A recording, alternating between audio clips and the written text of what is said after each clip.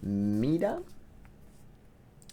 Mira qué portada más bella.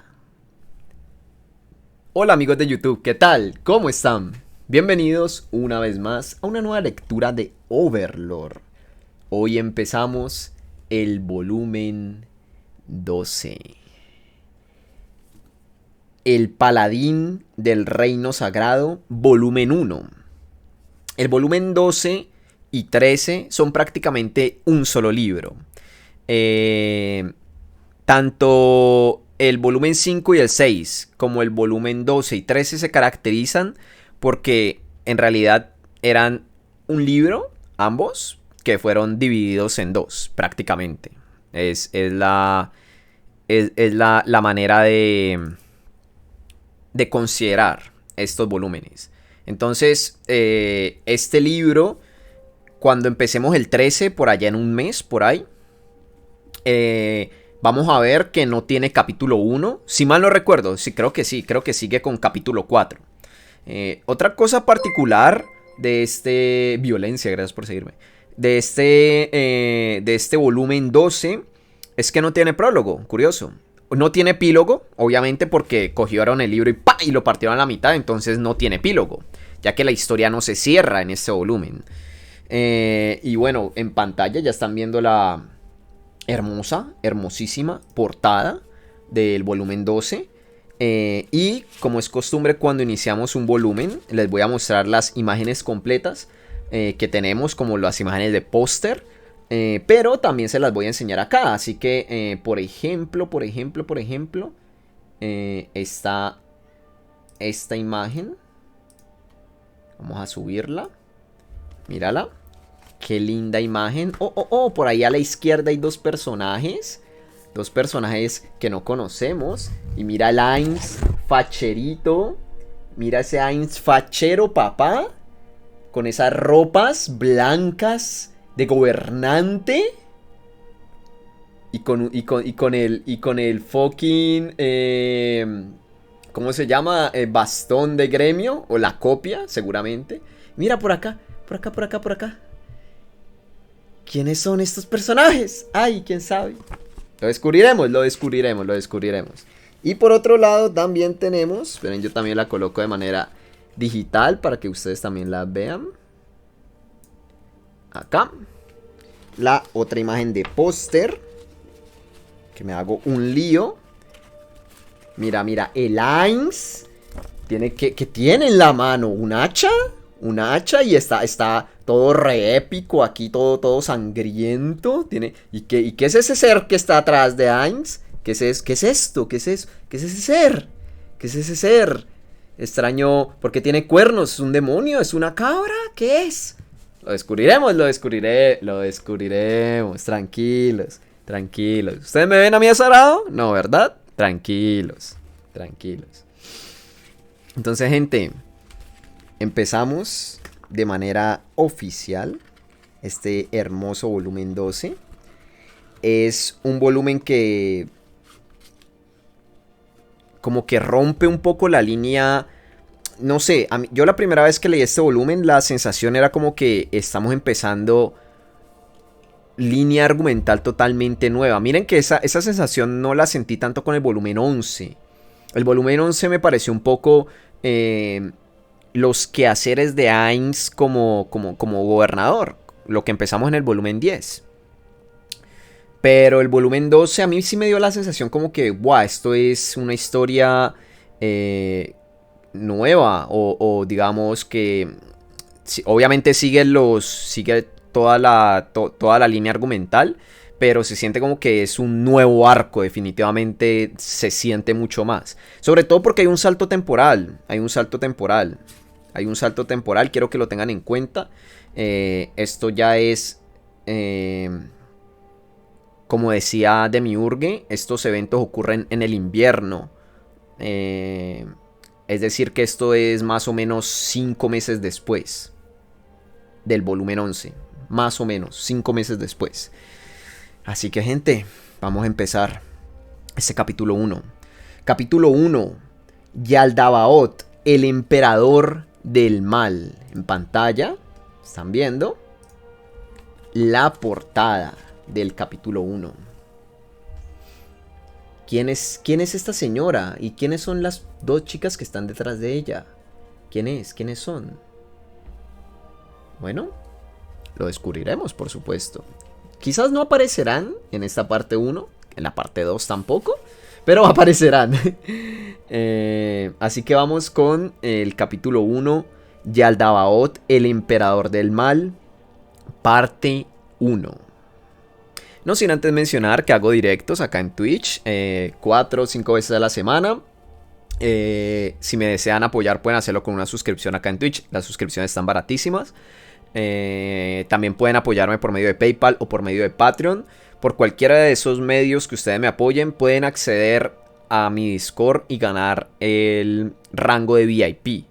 El beneficio que tienen como VIP es que estos videos que se graban ustedes los verán apenas se suban a YouTube. No tendrán que esperar a que salgan diarios, sino que automáticamente podrán acceder a las narraciones si me apoyan por cualquiera de esos medios. Bits, suscripción, PayPal o Patreon. Así que ahí tienen ese pequeño incentivo por si desean ayudarme. Así que vamos allá. Parte 1, capítulo 1. El reino sagrado de Roble estaba ubicado en una península al suroeste del reino de Restice. El país se distinguía por un fuerte tinte religioso. Era gobernado por el rey sagrado, quien utilizaba magia tipo fe, en armonía con las autoridades del templo. Sin embargo, no llegaba al nivel de la teocracia Slayn. El territorio de este peculiar país tenía dos puntos fuera de lo común. El primero era que el mar lo dividía en sur y norte. Claro, no estaba totalmente separado, sino que una gran bahía de unos 40 por 200 kilómetros le daba al país una forma de U recostada. Debido a esto, había quienes hablaban del reino sagrado del norte y el reino sagrado del sur. El otro punto era que, en la entrada de la península, el país tenía una muralla que se extendía de norte a sur a lo largo de más de 100 kilómetros. Lo protegía contra la invasión de los diversos semihumanos que vivían en las colinas al este, entre el reino sagrado y la teocracia Slayn. La Gran Muralla, cuyo grosor se consiguió con una enorme cantidad de tiempo y energía, reflejaba lo mucho que los semihumanos habían hecho sufrir al reino sagrado.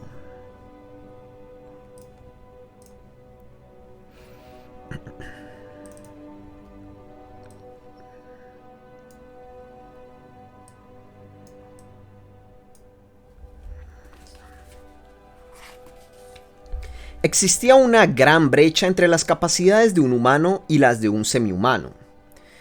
Sí, existían especies semihumanas más frágiles que las humanas. Como los goblins. Eran inferiores en estatura, capacidades físicas, inteligencia y aptitud para la magia.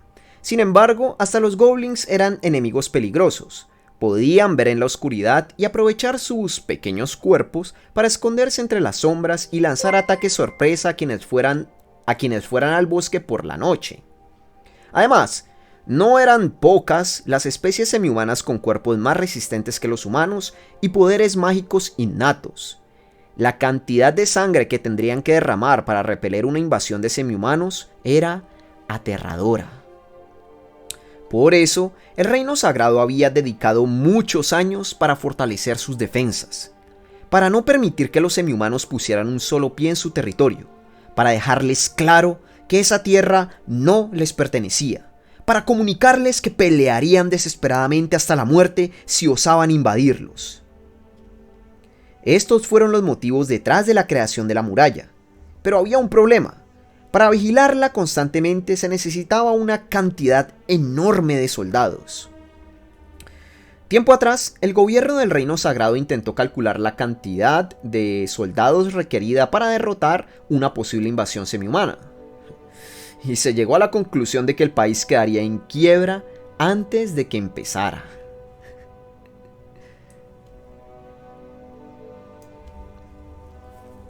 No contaban con recursos para mantener tantos soldados que permanecían mayormente ociosos, pero sí debían asignar los suficientes.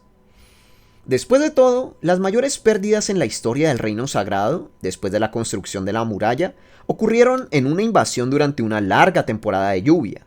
Una especie llamada Slush los atacó. Tenían manos con ventosas y lenguas largas con veneno paralizante. Los mayores hasta podían cambiar el color de su piel como si usaran un hechizo de camuflaje. Los Slush escalaron las murallas y avanzaron al oeste. Varias aldeas cayeron a su paso. Provocaron una tragedia tan grande que todavía había rumores de que había Slush ocultos dentro del Reino Sagrado. Recordando esta tragedia, las autoridades querían la mayor cantidad posible de soldados, pero esto desgastaría al país. La opción fue instalar pequeños fuertes a ciertos intervalos a lo largo de la muralla y, además, construir unas cuantas fortalezas gigantes para supervisarlos. Para los fuertes, reclutaron soldados que retrasarían la invasión. Estaban organizados para enviar señales de humo y pedir refuerzos a la fortaleza en cuanto ocurriera un asalto. También formaron una compañía militar que vigilaba los espacios entre fuertes. Sus soldados servían como refuerzos. Así, consiguieron flexibilidad para enfrentar las invasiones. Desde entonces, no se había presentado una invasión de semihumanos. Aún así, el gobierno del Reino Sagrado de aquel entonces era precavido al punto de la paranoia. No se sentían seguros ni siquiera con esa línea de defensa. Castillos y fortalezas enormes para un humano no eran amenaza para criaturas con el doble de estatura y capacidad de vuelo. Por más resistente que fuera la fortaleza, no se podía estar en paz ante los poderes especiales de los semihumanos. Por eso, el Reino Sagrado tomó medidas drásticas para aumentar la seguridad en caso de que cruzaran la muralla. La Ley de Movilización Nacional. Los habitantes del Reino Sagrado vivían bajo una ley de servicio militar. Al llegar a la adultez, sin distinción de sexo, todos eran entrenados como soldados y se les asignaba temporalmente a la muralla. La conclusión era que, de esa manera, contarían con gente suficiente para proteger su territorio aunque los semihumanos lograran invadirlo. También se reforzaron las defensas de las áreas habitacionales. Eso permitiría que los aldeanos se protegieran hasta la llegada del reino del país, además de que podían emplearse como puestos de logística militar. En consecuencia, las aldeas y ciudades del Reino Sagrado poseían defensas incomparables, equipadas para funcionar como bases del ejército. Había 3 fuertes grandes en la línea de defensa. Consistían en instalaciones defensivas que protegían las únicas 3 puertas que había a lo largo de la muralla.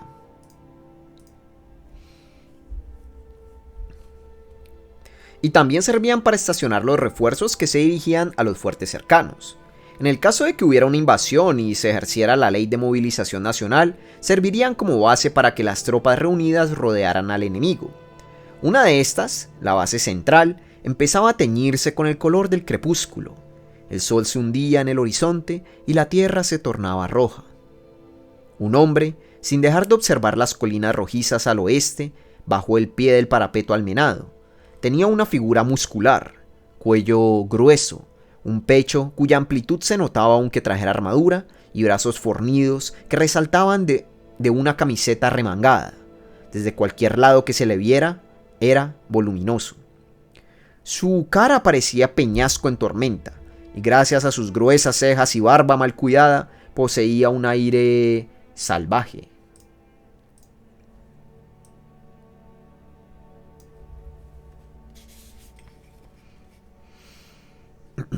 Su cuerpo era endurecido y su rostro áspero. La combinación casi resultaba armoniosa, pero sus ojos deshacían el balance, pues eran pequeños y redondos como los de un animalito. La discrepancia hasta resultaba graciosa. El hombre miró al cielo. Las delgadas nubes se movían a una velocidad sorprendente. Se alcanzaban a ver las estrellas al otro lado del velo, pero no iluminaban la superficie como lo haría un cielo totalmente estrellado. Abrió sus fosas nasales y sintió el frío aire de comienzos de otoño, aquel con una pizca del aroma del invierno y la presencia de la noche. Solo el ocaso tenía el horizonte. El cielo violeta empezó a extenderse con rapidez. El hombre dio la espalda a las colinas y miró a los soldados que lo rodeaban. Estos soldados, sus discípulos, eran veteranos expertos. aunque eran grandes guerreros, mostraban suavidad en sus rostros. No les sorprendió, así sucedía al finalizar el trabajo. «Oigan, ¿alguien escuchó el pronóstico del tiempo para esta noche?». Los soldados se vieron unos a otros al escuchar la pregunta del hombre, enunciada en una voz tan gruesa y varonil como su cuerpo. Uno contestó en representación de los demás. «Lo lamentamos, parece que nadie preguntó, Su Excelencia Cabo Campano». El hombre, Orlando Campano, tenía un rango militar considerablemente bajo entre los soldados del Reino Sagrado. Los rangos militares del Reino Sagrado, empezando por el más bajo, tenían el siguiente orden: recluta, soldado, soldado de primera, cabo, sargento y teniente. Por supuesto, existían otros rangos dependiendo de la tropa, pero estos eran los comunes. La posición de cabo no ameritaba el título de Su Excelencia. Sin embargo, el soldado que llamó así a Orlando no lo hizo con sarcasmo. Se notaba el respeto en su actitud y tono de voz. Y no solo en él. Todos esos soldados con aura de veteranos sentían lo mismo por Orlando. Ya veo, respondió Orlando, acariciando con suavidad su incipiente barba. Su Excelencia, si me lo permite, ¿puedo ir a preguntarle al pronosticador del clima? No es necesario. Nuestro trabajo termina. Ahora les toca a ellos. Orlando Campano era famoso por su fuerza y había recibido del monarca anterior el título de uno de los 9 colores del Reino Sagrado. A pesar de poseer un honor tan alto, Orlando conservaba el bajo rango de cabo debido a 2 problemas. Uno era su personalidad indomable. Siempre quería hacer las cosas a su manera y odiaba recibir órdenes.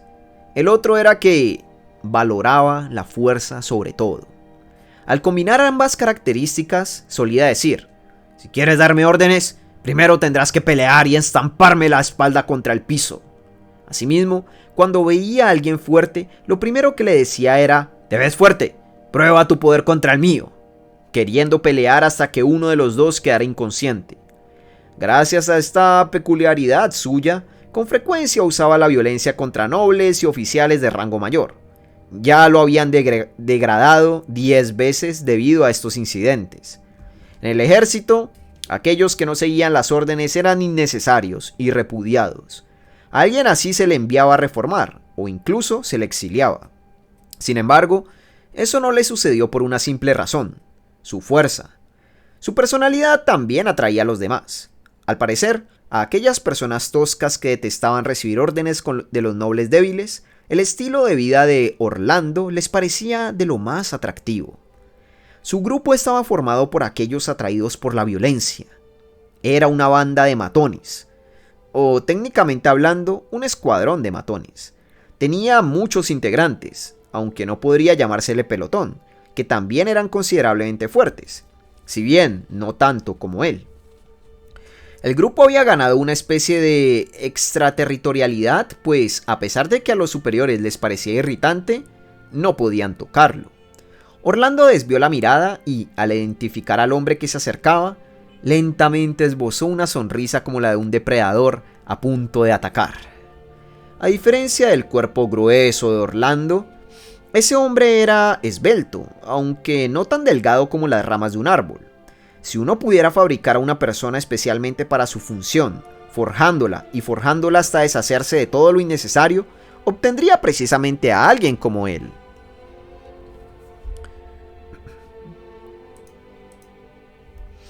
Sus ojos eran tan afilados que siempre parecía listo para lanzarse al ataque.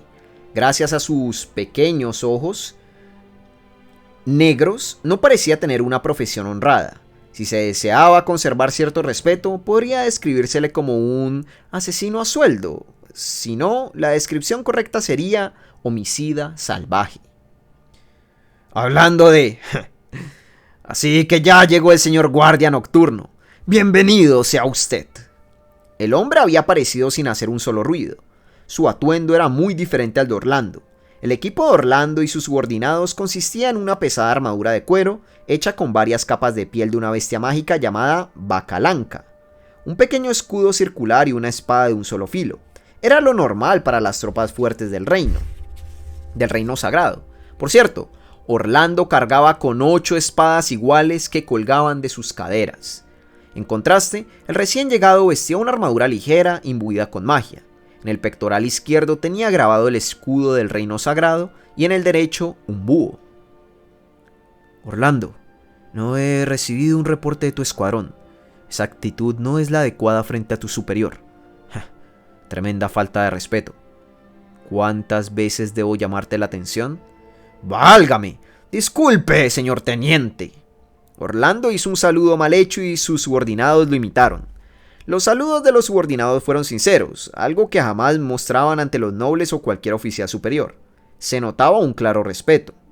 El hombre suspiró exageradamente. No estaba convencido, pero entendía que no tendría caso decir más. Perdóneme, patrón, pero soy así de tiempo atrás y ya no se me quita. Orlando le mostraba respeto, aunque a medias, porque lo había derrotado. Quiero vencerlo aunque sea una vez antes de dejar este lugar, en su propio territorio. Manténgase preparado, señor teniente Pavel Baraja. El hombre, Pavel Baraja, era conocido como Guardia de la Noche. Al igual que Orlando, poseía el título de uno de los 9 colores.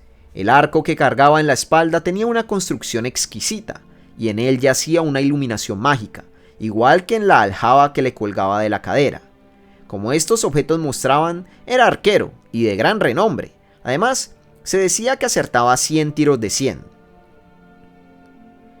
Cada día pienso lo mismo, pero el trabajo nocturno debe ser difícil.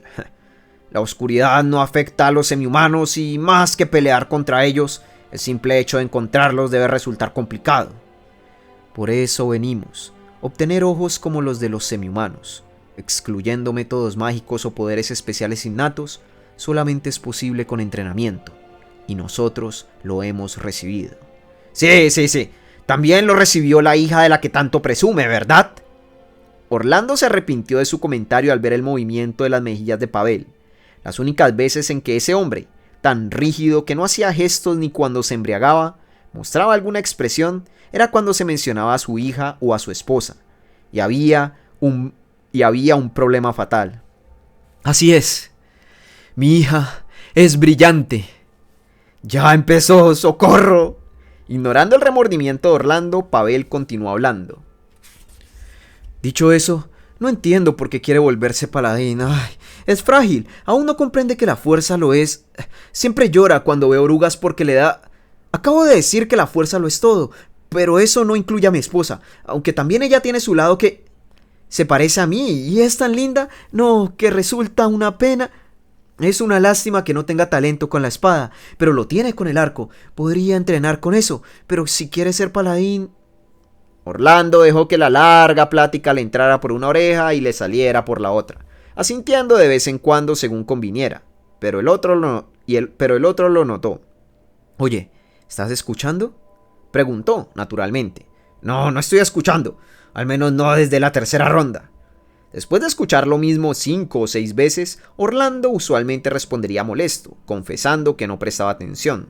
Sin embargo, era un grave error responder de ese modo cuando Pavel estaba así. Ya le había sucedido que Pavel decía, entonces empezaré una vez más. La respuesta correcta era, por supuesto, de verdad que tiene una hija adorable, señor teniente. La expresión de Pavel cambió súbitamente. Parecía el rostro de un demonio sanguinario, tan temible que hacía que hasta Orlando se pusiera en guardia. Pero en realidad, solo estaba ruborizado. Debía aprovechar este momento ahora que el cerebro de Pavel saboreaba la felicidad de recibir halagos hacia su hija y contenía el deseo de presumirla, o el infierno volvería a comenzar. Por cierto, solo había un tema que podría evitar que hablara de su hija, el trabajo. ¿No se le altera el reloj biológico por estar trabajando de noche? ¿No se afecta a su salud? La cara de gran asesino de Pavel volvió a su rostro de asesino común. ¿Cuántas veces me lo has preguntado? La respuesta sigue siendo la misma. No me molesta. Pero, ¿por qué te obsesionas tanto con eso? ¿Qué es lo que realmente buscas? Ya lo sabía, pero siempre le asombraba este cambio tan repentino. Orlando quería hacerle algún comentario, pero no deseaba que aquel infierno volviera a empezar. ¿Ah? ¿Qué busco? Qué pregunta más extraña. Simplemente no me gustaría que el hombre que logró derrotarme tuviera problemas de salud y se retirara por algo tan ridículo. Si yo hubiera ganado, no me importaría.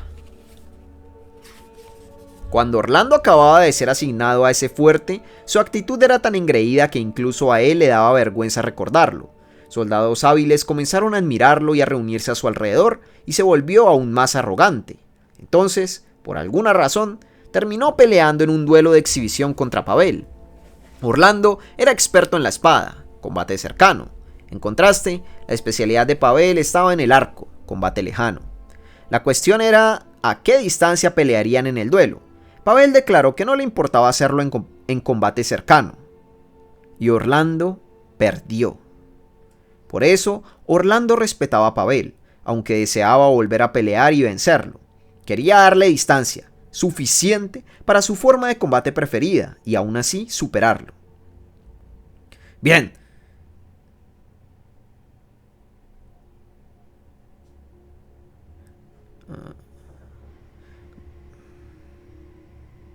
Bien, ¿quieres pelear contra mí? Y no solo eso, ¿quieres hacerlo ahora que estoy en mi mejor momento y con perfecta salud? Orlando sintió una llama en el pecho al ver la sonrisa de bestia astuta que esbozó Pavel. Sí, precisamente. ¿No entiendes? Quiero pelear contra ti. En realidad, quiero luchar a vida o muerte, pero no se nos permitirá. Aún así, quiero pelear al límite, donde un pequeño error podría acabar con nuestras vidas. Ese es el tipo de combate que deseo tener contra ti. Pero Orlando no pudo decir nada. Intuyó que la bestia frente a sus ojos se había ido, y las palabras siguientes de Pavel confirmaron el presentimiento. Lo siento, ya lo sabes, ¿no es así? Hay muy pocas personas que pueden superarte en combate cuerpo a cuerpo, y yo no estoy entre ellas. Entonces peleemos en combate a distancia, quiso decir, pero las palabras no dejaron su lengua. Sabía que si lo hacía, estaría menospreciando a esta persona que admiraba. Recordó la habilidad de Pavel con el arco. Todavía no estaba seguro de ser capaz de esquivar sus ataques y cerrar la distancia. Todavía no, pero... Si eso es lo único de lo que querías hablar, dame tu reporte. No tienes por qué apresurarte tanto, patrón. Aún no llega el cambio de turno, ¿verdad? No ha sonado la campana. Un toque de campanas indicaba el cambio de turno. Aún así hay pendientes. Hay cosas que debo preparar antes de que suene la campana. Hay que estar listos para comenzar el trabajo en cuanto se escuche. Aún así tiempo, patrón. Platiquemos un poquito más. Vamos. En ese caso, ¿quiere que yo presente el reporte al ayudante? ¿Del teniente? Preguntó uno de los subordinados de Orlando. ¡Excelente idea! Eres el mejor. ¿Qué le parece, patrón? Hoy sí que estás persistente. Hay algo de lo que quieres hablar, ¿no? Cielo santo. Si es así, Orlando, solo dímelo. Jamás podría pedírselo. Había quienes elegían a la persona a quien admiraban para pedirle consejos, pero Orlando no podía hacerlo precisamente porque lo hacía. Quería que lo viera como un igual. ¡Qué bien que me entiende, patrón! ¿Y qué diablos quieres? Más vale que no sea algo ridículo.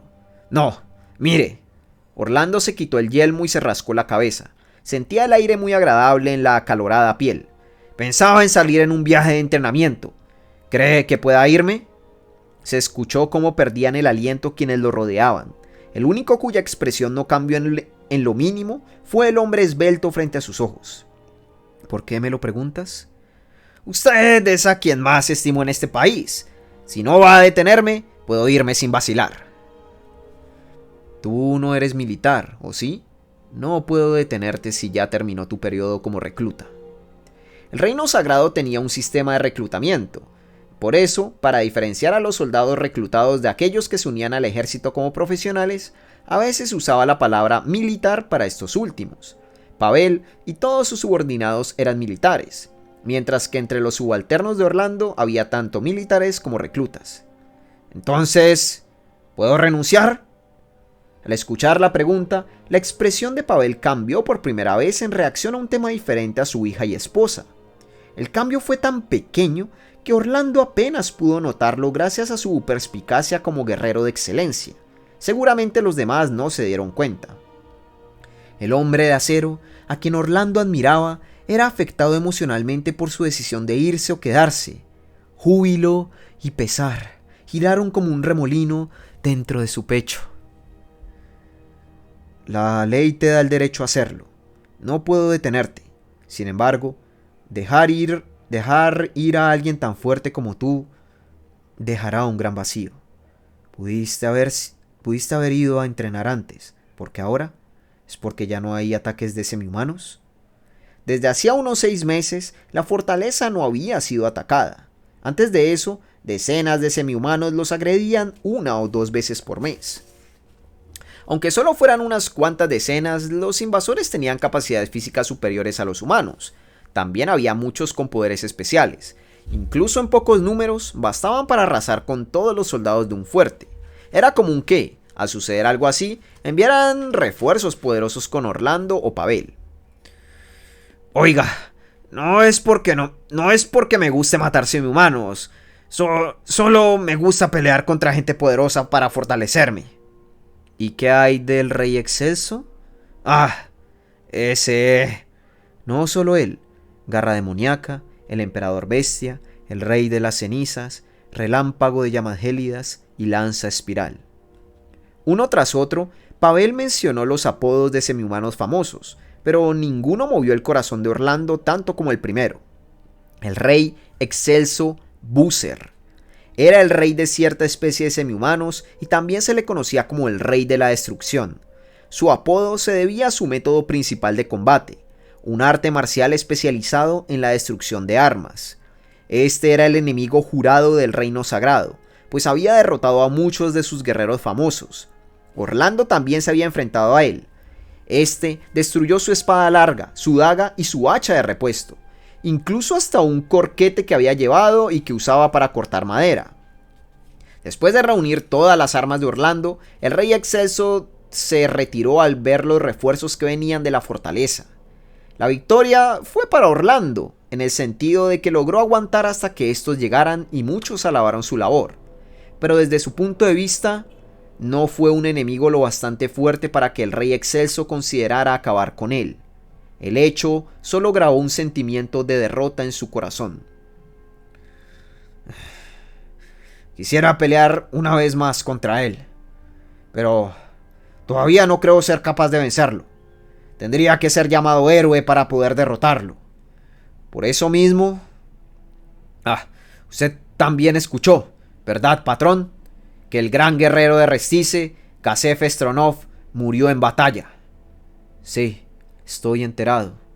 Los altos mandos discutían sobre qué efecto traerá en los países colindantes. La muerte del guerrero más fuerte del reino de Restice fue tema de conversación entre los militares del reino sagrado, en especial aquellos que recordaban su fuerza. ¿Sabe los detalles? He escuchado sobre el asunto a grandes rasgos. Supuestamente lo derrotó un Magic Caster llamado Rey Hechicero en un duelo 1 a 1. Honestamente, no termino de comprender por qué un Magic Caster peleó 1 a 1. Orlando pensaba lo mismo. Sin embargo, había muchos tipos de Magic Casters. Si un Magic Caster tipo Fe se reforzara a sí mismo con magia, podría volverse más fuerte que un guerrero. Los paladines, orgullo del país, usaban magia, así que técnicamente podría llamárseles Magic Caster. En ese caso, un duelo 1 a 1 tendría sentido.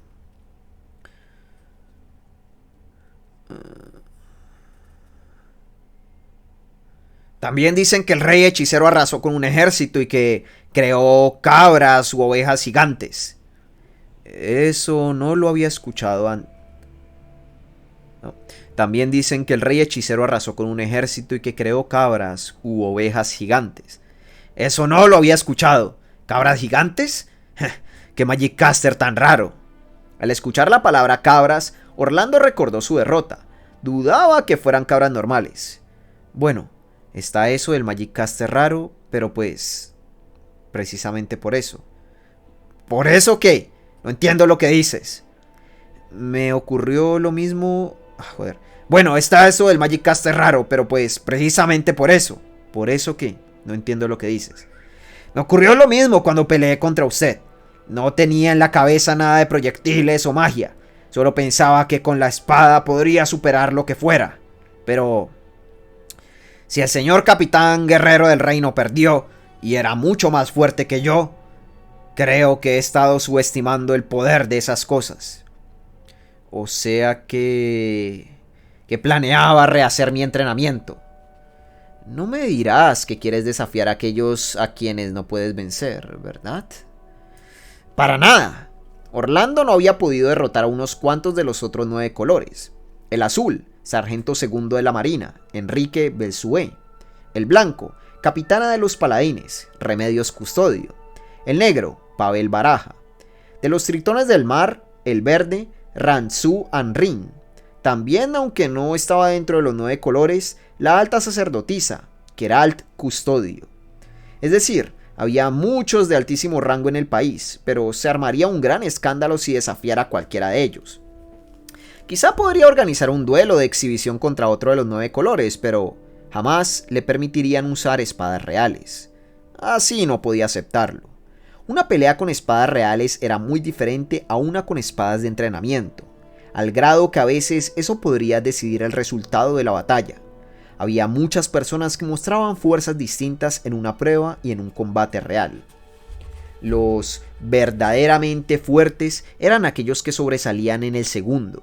Por eso, no serviría como entrenamiento para un guerrero si no se luchaba con espadas reales.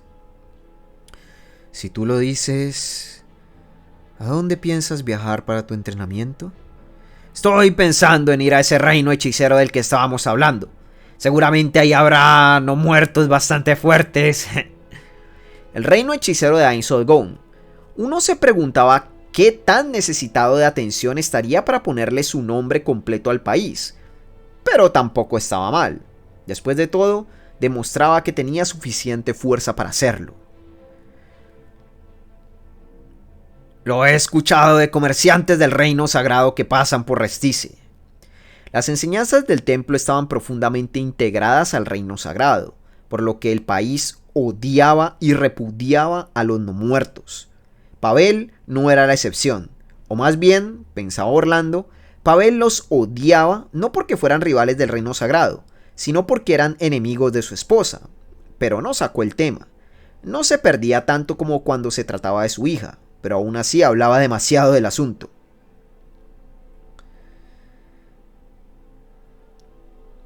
La postura del reino sagrado es tolerar al reino hechicero, ¿verdad? No hay problema con que un ciudadano del reino sagrado vaya allá, ¿o sí? El reino hechicero, al tener tropas de no muertos y por más que fuera tolerado, era enemigo natural del reino sagrado. Muchos alegaban que debían enviarse tropas cuanto antes a la sede de la nación, Erantel, en consideración por la tragedia que debían estar pasando. Sin embargo, con el reino sagrado en riesgo de un ataque semihumano, no podrían enviar su ejército a otro país mientras las colinas que lo rodeaban no se allanaran. Dejando de lado el sentimiento del pueblo, el gobierno reaccionaba ante el reino hechicero con un simple reproche pasivo. ¿Al reino hechicero? Si lo pides, podrías ir como parte del ejército. Los altos mandos consideran al reino hechicero como el siguiente objetivo después de los semihumanos. Parece que también consideran aliarse con la teocracia. ¡Oh! Suena a que habrá disputas por las diferencias religiosas. Ni lo digas. En fin, si vas afiliado, podrías recibir apoyo del país y no pasarías por revisiones molestas para volver a entrar. Tal vez. Tratándose de ti, muchos entre los altos rangos que quieren conocer la situación interna del reino hechicero te estarían agradecidos. No suena mal, pero así no podré lanzar puñetazos a quien yo quiera. Oye, lo peor es que no bromeas. No quisiera molestarlo con problemas internacionales, patrón. El frío viento nocturno se detuvo. Pavel permaneció en silencio por un momento y sin cambiar de expresión ni de humor, como siempre, susurró. También extrañaré ese tosco rostro tuyo. Orlando sonrió burlón. Era una sonrisa feroz como la de una bestia, pero en realidad estaba inusualmente abochornado. Pavel no le dijo que no fuera, pero tampoco que lo hiciera. decidió asegurarse de que tendría un lugar al cual regresar. Eso es una pena. Pero bueno, volveré más fuerte. ¿Quiere que le enseñe cuando regrese? Veremos si es cierto. Al recibir la ligera sonrisa de Orlando, Pavel sonrió de la misma forma. Eran gestos salvajes, como dos bestias rugiendo una frente a otra. Entonces sonó la campana. ¿Ya es hora del cambio de turno? Seguramente me regañará porque hablamos demasiado, pensó Orlando, pero el pensamiento se disipó al escuchar que la campana seguía sonando. Pavel volteó hacia las colinas y Orlando siguió su mirada. Esta campana significaba que había avistamientos de semihumanos. Más allá del campo, donde nada obstruía la vista por más de 400 metros, en el pasado hubo colinas y bosques, pero el país realizó obra pública a gran escala al construir las fortalezas y lo dejó llano, donde comenzaban gradualmente a aparecer más obstrucciones entre la tierra oscura, donde las estrellas eran la única fuente de luz. Se veían sombras. ¡Patrón! Era imposible para Orlando avistar la apariencia de los semihumanos desde tan lejos y en la oscuridad. Por eso le preguntaba al hombre con mejor vista. No hay duda, son semihumanos, hombre serpiente, respondió de inmediato. Los hombres serpiente tenían cabezas como de cobra, cuerpos humanos con escamas y colas. Se pensaba que era una especie cercana a los hombres lagarto. Sus cabezas de serpiente tenían un veneno poderoso y las barbáricas lanzas largas que cargaban estaban cubiertas con él. No eran enemigos contra los que se quisiera pelear cuerpo a cuerpo. Aún así, gente con cuerpos entrenados, como Orlando y sus subordinados, tenían muy altas probabilidades de resistir los efectos del veneno. Sus escamas contaban con algunas capacidades defensivas, pero no eran tan duras como para repeler armas de metal. Podían usar sus colas como armas, pero bastaría con considerarlas así. También tenían órganos como los de las serpientes y ventaja durante la noche, pero eso podría resolverse. ¿Nosotros seremos la vanguardia? No, seguramente la tropa del patrón matará a todos a flechazos antes de que lleguen. Los hombres serpiente odiaban los objetos fríos, por lo que no usaban armaduras metálicas. Gracias a eso, y a los excepcionales arqueros subordinados de Pavel, no sería difícil acabar con ellos a distancia. ¿Y bien, patrón? ¿Cuántos son? Si era como siempre, deberían ser menos de 20. ¿Patrón? Se desconcertó al no recibir respuesta. Miró a Pavel y notó que en su inexpresivo rostro había un matiz de confusión. ¿Qué sucede, patrón? ¿Son cada vez más? ¿Acaso? No puede ser. También puedo ver algunos de otras especies. Armats, ogros. ¿Esos son Cavens? ¿Qué dijo? Había varias especies de semihumanos en las colinas, pero no todas se llevaban bien. Al contrario, peleaban por territorio. Y excluyendo casos como los goblins y ogros que coexistían y otros donde una especie esclavizaba a otra, nunca convivían. Hasta había casos donde atacaban al reino sagrado solo porque otra especie los había expulsado de su territorio. ¿Sería algo similar? ¿De no ocurrir así? ¿Una gran invasión?, preguntó alguien. Quizá pensó en decirlo solo para sí mismo, pero se escuchó fuertemente. Orlando, quiero preguntarte algo. Había una tensión indescriptible en el tono de Pavel. Era de esperarse. Raza, cultura, religión. A pesar de pertenecer a la misma especie, los seres se dividían en países distintos. Crear un estado unificado era sumamente difícil. Era casi imposible que los semihumanos de las colinas se unieran. Sin embargo, si sucediera, sería el comienzo de una batalla por la supervivencia del país. Orlando se estremeció. Para unir a las diferentes especies se necesitaba un poder fácil de entender. Para los humanos, las riquezas y el intelecto eran una forma de poder. Pero para los semihumanos, lo más valorado era la fuerza física. En otras palabras, podría haber un enemigo más peligroso, ¿verdad?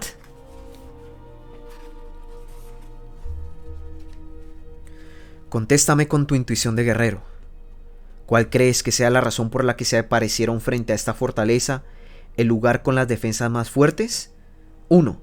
Porque sirven como distracción para una tropa que asaltará otro lugar con defensas menores. 2.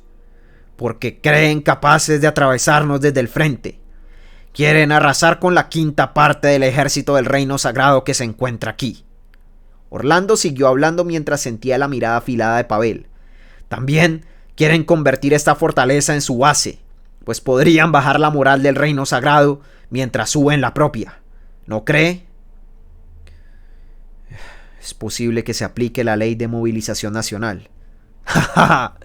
No puedo creer que una guerra como la que ocurrió una sola vez en toda la historia se repita justo en nuestra era. Iré a reportarle a los superiores. Acompáñame. De acuerdo, patrón.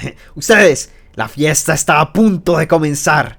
De inmediato, asegúrense de destruir hasta las armas de repuesto. Entre más grande fuera el ejército enemigo, más se tardarían en organizar la formación, y peor aún al tratarse de varias especies. Sin embargo, también se podría decir lo mismo para ellos. Preparar tropas era tardado, incluso en la vanguardia. Había una cantidad sorprendente de pendientes y poco tiempo que perder.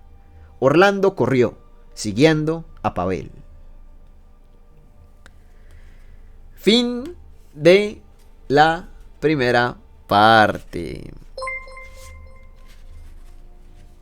Y con esto, mi gente, hemos completado de manera oficial el comienzo de este volumen 12.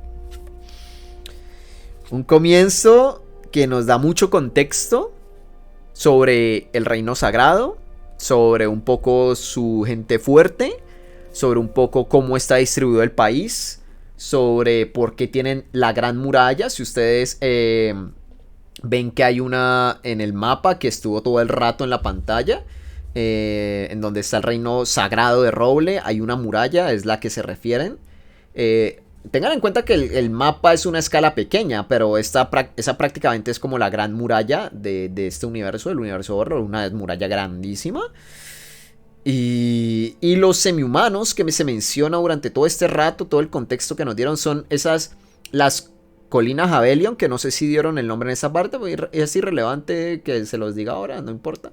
Son estas colinitas que se ven ahí a la derecha, todas esas que sirven como de barrera natural o quizás de separación entre el reino de Restice, que está al norte, y el reino sagrado. En esas colinas es donde están los semihumanos.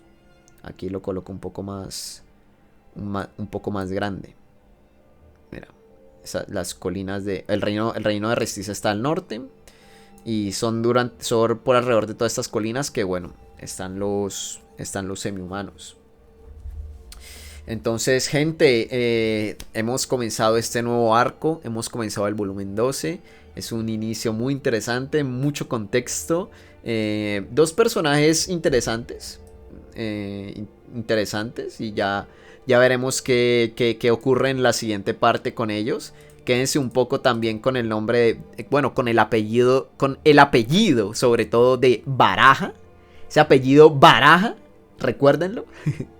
Así que nada, para la gente de YouTube voy a ir cerrando por aquí, y para ello en pantalla está apareciendo la gente que me ha apoyado durante todo este tiempo por medio de la donación de bits, por medio de PayPal, por medio de Patreon y por medio de la suscripción acá en Twitch.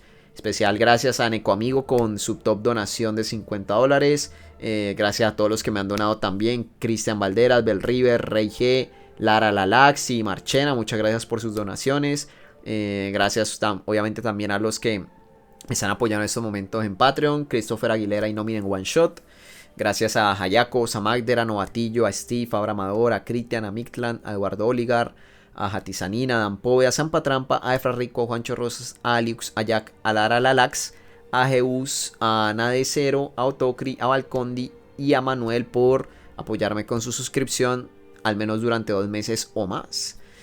Y obviamente también gracias a todos los que me han apoyado una vez al menos suscribiéndose, a los que me han apoyado con los bits. Muchas gracias, gente. Espero que me acompañen en este nuevo viaje, que me acompañen durante este nuevo trayecto de el volumen 12.